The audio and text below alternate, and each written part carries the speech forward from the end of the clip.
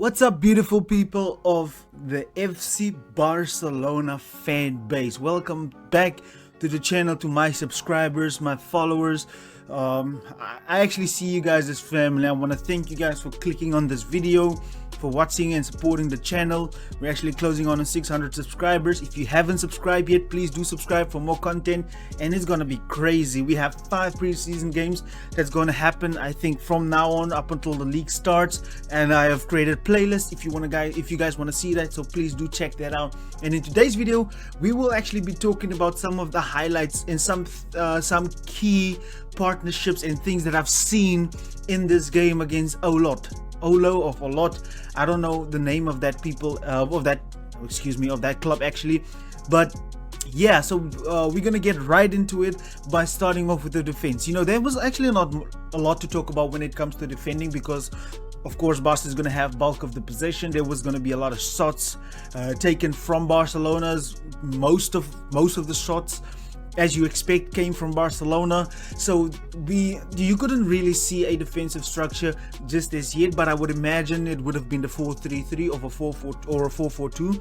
So most of the defensive side came from the gegenpressing, the counter pressing, you know, which is common, and we actually saw a very aggressive Barcelona pressing high, doing what we've been doing last season for most of the season. So there's nothing new there, but I want to get you guys on the what we did in possession. You know, it's much more interesting to see what we did in possession. So let's just get that defensive structure out of the way, because there's not a lot to talk about. You know, it's not as if they had a lot of the ball and we actually had to defend. It's mainly scrappy balls that we had to defend, a counter attack here and there, ball over the top. So that was basically it.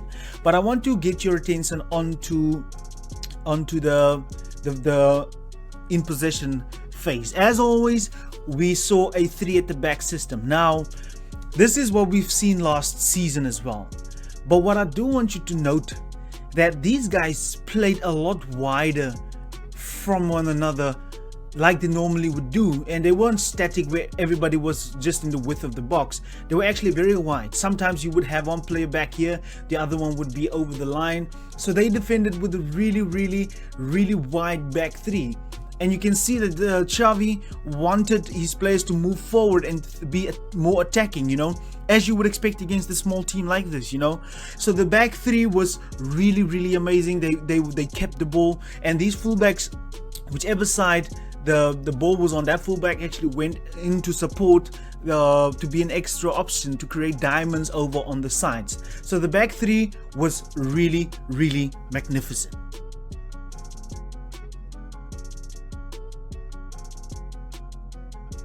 And then the second thing is, I noted is that we had a dedicated double pivot. It was not like in the days of, no, I'm speaking like Frankie de Jong is not at the club anymore.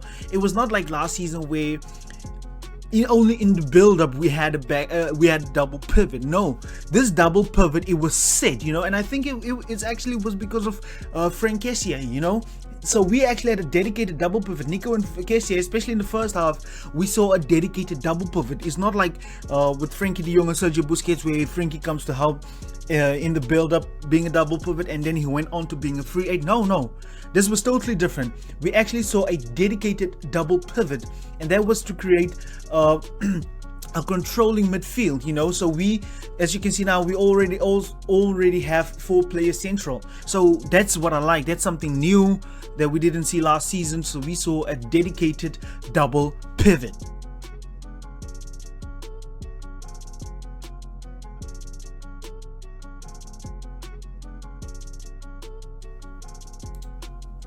So that double pivot actually means that we're going to see a lot of inverted wingers, especially with the likes of Ansu Fati and Ferran Torres.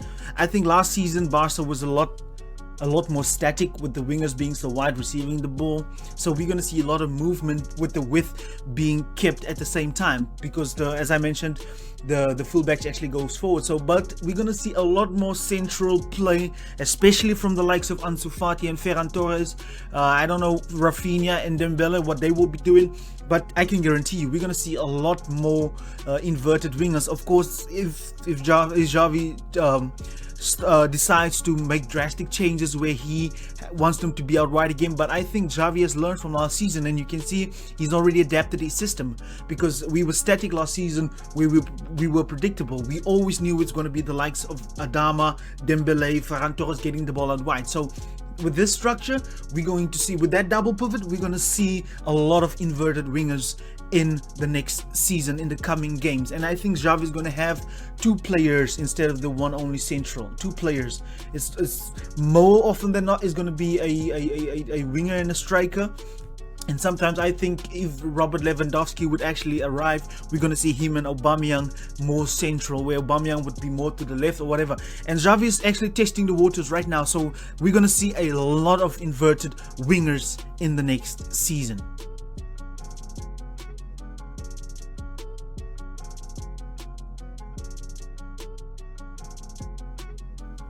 And now moving on, speaking of inverted wingers, which means the likes of Jordi Alba is going to fly down that flank, and he's going to be incredible for us. I am so excited for this new season.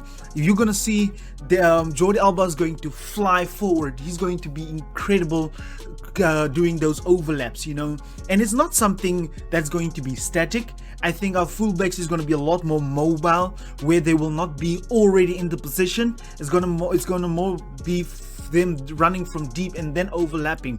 We're going to see a lot of those, and it's mainly because Xavi wants to create those triangles, if not diamonds, on either side of the pitch. So that's why we're going to see a lot of involvement, and they can actually go forward because we will be having, as I mentioned, a dedicated double pivot. So I'm really excited, guys. I don't know about you, but I'm really excited to see what are we going to do next season with this season, actually, with the fullbacks, especially because I feel like over the years Barca's fullbacks and how they were involved was stagnating. But mainly Jordi Alba was involved, you know, in the days of him and Messi.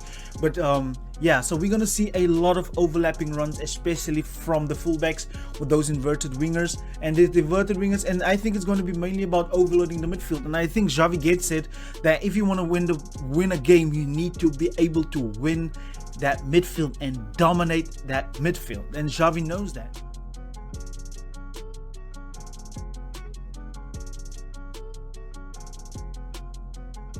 And then again, we're going to see the inverted fullback, you know, and this is another thing. This is mainly where the wingers are going to stay wide. You will be seeing an inverted winger. They might even do runs straight through, trying to go and score, or mainly keep the opposition narrow. So the inverted winger, it's something we see in last season, but Xavi wants fluidity now in the play, and it's going to be great, guys. It's going to be great, and you're going to have maybe the likes of Sergio Roberto playing here, Serginho Dest, guys who's going to be flying in these regions over here.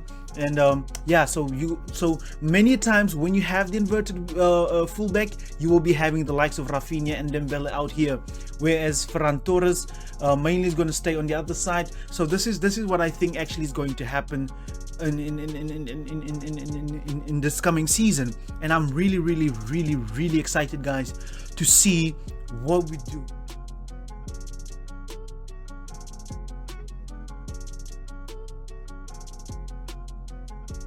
So my overview from the game, I think Xavi wanted to have a lot of more fluidity, a lot more different things, people popping up in different problems, and you can clearly see he's going to try, maybe if he wants to. We'll have to see when Busquets comes into the team how he's going to play. Maybe it's going to stay a double pivot, but this double pivot is going to be able to do a lot. And I think that he wants to play a double pivot mainly because of Frank Kessié, and if we keep Frankie de Jong as well, that's because that's why, in my opinion, he wants to play the double pivot, because Kessié is actually excellent when it comes to defensive play. Also, another reason, like we discussed in many videos before, is mainly because people want to tie down Sergio Busquets in that position. So ladies and gentlemen, let me know down in the comment section, what did you think about this game? What did you notice differently from last season in my opinion, it was a lot more fluidity, trying new things, and mainly having a dedicated double pivot to defensive midfielders, because you saw Pablo Torre in this region creating a lot of havoc, coming into the region next to the double pivot, receiving, and then he would switch the ball as well. So maybe we're gonna see 110. Maybe it's either gonna be Xavi, it's either gonna be Pedri. From what I've seen, it's still early, but from what I've seen, it's very likely that we will not have both of them on the pitch at the same time. But like I said, let me know down in the comment section, what do you think? And as always, subscribe if you haven't, like the video, also share it.